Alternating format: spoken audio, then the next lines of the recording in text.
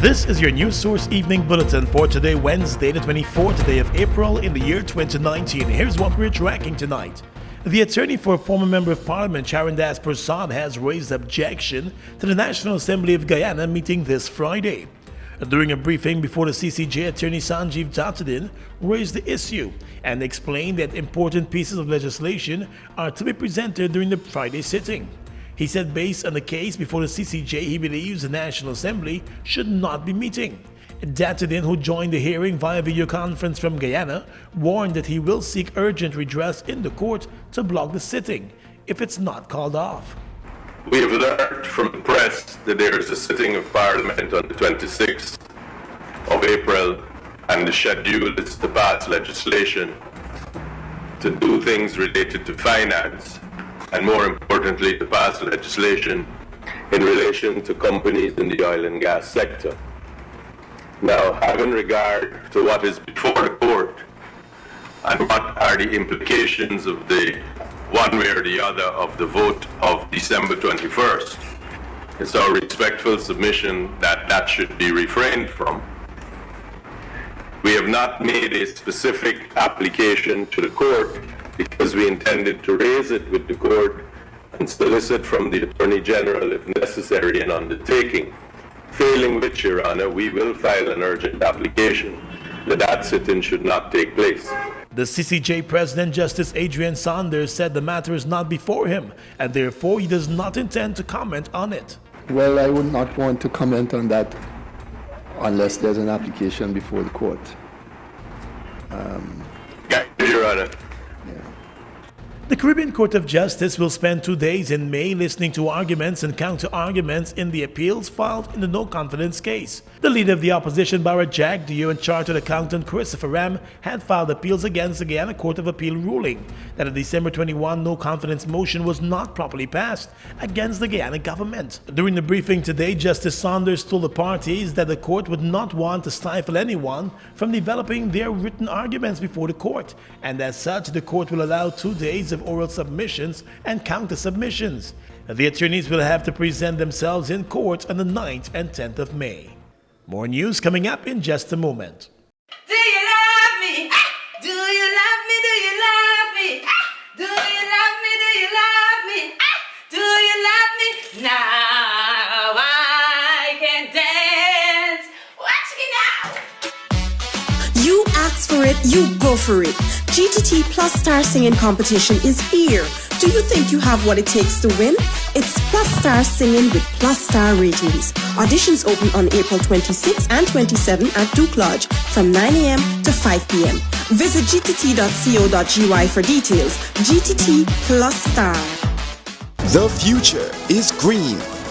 Let's help you experience the future with easy financing for your business or home. Be it for solar energy, water treatment recycling, water filters, energy-saving appliances, or wind power projects. Enjoy competitive interest rates, fast approvals, and discounted lending services fees, low equity contribution, and flexible repayment. Visit us for details or go to www.gbtibank.com or email us at banking@gbtibank.com. GBTI, we see Guyana through your eyes.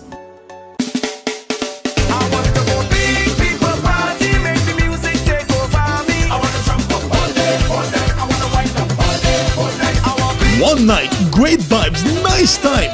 It's the Big People Party again for Linden Town Week. On Thursday, April 25, you'll find out Big Man got luck. No. It's the official Big People Party with Super Ray one-man band, Buster one-man band, and DJ Akilo with all the throwback hits all night. Join Go Mosley at the MACKENZIE Bandstand in Linden. One night, great vibes, nice time. It's the Big People Party, Big Man got luck. Thursday, April 25, compliments of Banks Bear. This is Banks Country. East Coast on Sunday, 5th May, Indian Arrival Day, Best Family Entertainment and 71 Sound Family invites all to the annual East Coast Chutney Show at Ogle Community Center Ground, featuring our 2019 Chutney King, Stephen Ramphal, A.W. Lyrical, Romeo Mystic, aka Coolie Boy, and 3 times Trinidad Chutney King, K.I. Music by Shakti String Band. MC Chinese Man, aka Lowly. Gates open 6 p.m. Showtime 9 p.m. Advance tickets $1,500. VIP is $6,000. More at the gate. Get your tickets now at the following locations: Joy Signs, PM Soat, Judson's, Dad's Pharmacy Pleasance, Matt's Printery Industry, Prance Chinese Supermarket Industry, Ramchan Auto Spares, Cherry Street, all M&M Snack locations, Gifla Mall, AAA Service Center, Storage Grocery, inside Starbuck Market, Best Family Entertainment. Call 673-6778. See you as we celebrate Indian Arrival Day, May 5th at Ogle Community Center Ground in fine style. Sponsored by Jai Signs, Ramada, Outliners Barbershop, opposite Ogle Center Ground, and Jetson's, home of the originals.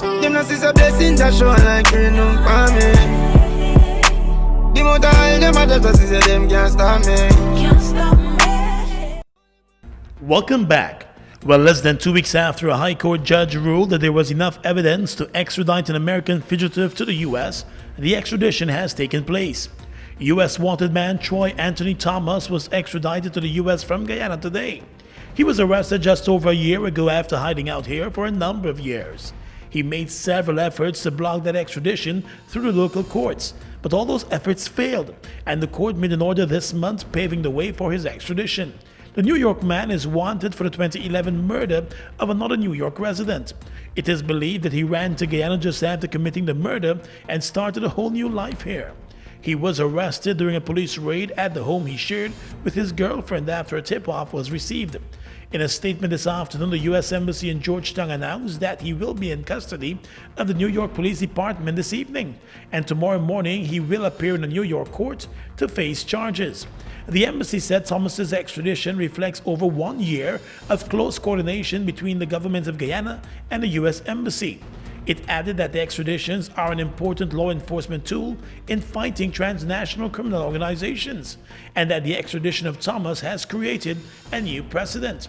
The new U.S. ambassador to Guyana, Sarah Ann Lynch, said the government of Guyana's actions over the past year clearly indicates its dedication to law and order and established norms of international criminal justice. She said Guyana is moving in the right direction, establishing a roadmap for future extraditions, bringing a fugitive to justice, and making Guyana a safer place for Guyanese citizens, which forms the best example of rule of law existing in Guyana. The International Air Transportation Association, in a terse statement last evening, roasted the Cheddi-Jagan Airport over the inconvenience being suffered by passengers because of the manual payment of airport fees during departures and arrivals. In its statement, the international body issued a call for immediate dialogue with the management of the Cheddi-Jagan Airport and the Ministry of Public Infrastructure on the implementation process related to the increase in the government-mandated airport security fees and the introduction of a new passenger service charge at the Guyana Airport. The association said the continued refusal by the airport operator to cooperate with the international body on both the proper calculation and the implementation of such fees and charges has now led to a situation where airlines have been forced to manually collect the additional amounts from both arriving and departing passengers. The vice president for IATA said it is completely unacceptable that passengers are being inconvenienced in such a manner. In its statement, IATA also said it would like to clarify from the airport operator on how the fees and charges have been calculated, as again the international standards set out by the International Civil Aviation Organization were not followed. Since the implementation of the $17 exit and entry fees, airlines and passengers have complained about the inconvenience of having to join long lines to pay the fees. The airport had stated that by July of this year, plans would have been put in place for the new fees to become part of the cost for the tickets. Let's tell you now that the Ministry of Public Infrastructure is calling on anyone with information about the vandalism of the overpasses at Diamond and Providence to provide that information to the ministry. Over the past few weeks, the two overpasses have been targeted by thieves and vandals. The elevator glass door at Providence was smashed while the electrical and solar panel lights were stolen. At the Diamond Overpass, the wires were disconnected from the camera systems and both the no cycle and disabled signs were stolen. The corrugated electrical wire cover was removed and the earthing connection was vandalized. The Ministry of Public Infrastructure said the vandals are ultimately destroying much needed infrastructure. Citizens are now being asked to report such activities to the nearest police station or the Ministry's Public Relations Department on telephone number 227-0799. Across the region is coming up next. Guyoil is a proud Guyanese-owned and Guyanese-operated company, serving our nation for over 42 years. All the profits remain in Guyana and are used for the development of our country. So when you buy fuel and lubricants from Guyoil, you are directly contributing to Guyana's economic development. Let's continue to build this nation together. Fuel up and drive with Super 95 from Guyoil. Fuel it up and drive! Linden Town Week isn't just the biggest events, the best fets, the most action, cultural shows, exhibition, food, music, sports, and anything you can dream of. Linden Town Week 2019 begins from Saturday the 20th of April to Wednesday the 1st of May. For more information, contact the Linden Town Week Secretariat on 444-2200 or follow the Linden Maritime Council's Facebook page.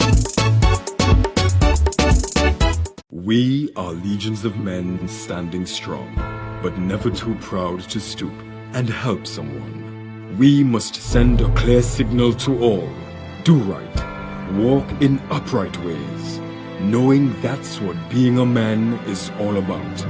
And ever aware that things will only get worse when good men do nothing. Stand strong, be the one to live right. Across the region right now, 25 people were killed in western Bolivia when the bus they were traveling in fell more than 650 feet down a ravine. The bus was trying to overtake a lorry when it collided head-on with another vehicle and went over the cliff, injuring 24 passengers. High speed could have contributed to the crash on Sunday night, according to the officials. Accidents on Bolivia's poorly maintained roads result in hundreds of deaths every year. The bus, which was operated by a company called Totai, was traveling from the country's administrative capital when the accident occurred. Caribbean News Service is reporting tonight that the shareholder governments of the financially strapped regional airline Liat will meet in Barbados at the end of this month, amid concerns of a worsening money problem that could possibly lead to the airline being grounded. Apart from Antigua and Barbuda, the other shareholder governments of Liat are St. Vincent and the Grenadines, Barbados, and Dominica. St. Vincent and the Grenadines Prime Minister Dr. Ralph Gonsalves earlier this month said that the regional airline may be forced to close its operations after Caribbean governments appeared reluctant to provide the necessary cash injection needed to keep the airline flying. And finally tonight, international news. Russian President Vladimir Putin has signed a decree that makes it easier for those persons living in eastern Ukraine to access a Russian passport. The move has been seen as a challenge to Volodymyr Zelensky, the former comedian who has been elected president of Ukraine. In a Facebook post, Zelensky's team has labeled Russia an aggressor state, which wages war against Ukraine. Mr. Putin has said the new law is purely a humanitarian issue. And that's your News Source Evening Bulletin for tonight. I'm Gordon Mosley reporting.